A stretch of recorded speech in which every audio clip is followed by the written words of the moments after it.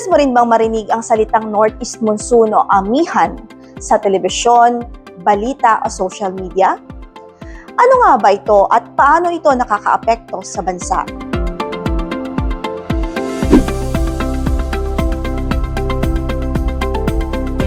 Ang Northeast Monsoon o amihan ay isang weather system kung saan ang malamig at tuyong hangin mula sa hilagang silangan ay dumadaloy sa silangang bahagi ng Asya kasama na rito ang Pilipinas. Ito ay nagmumula sa high pressure area na tinatawag nating Siberian High.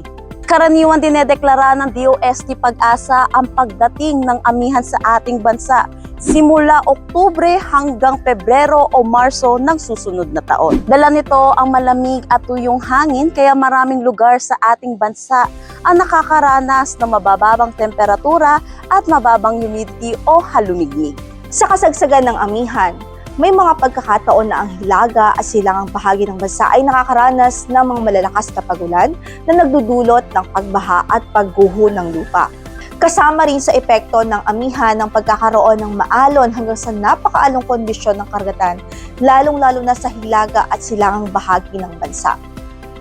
Sa matataas na lugar naman tulad ng Benguet ay nagkakaroon ng frost o andap na maaaring makapaminsala sa mga pananim at makaapekto sa agricultural production. Malawak ang posibleng maging epekto ng amihan sa bansa. Kaya pinapaalalahanan ang publiko na laging alamin ang updates mula sa Pag-asa upang maging handa at ligtas.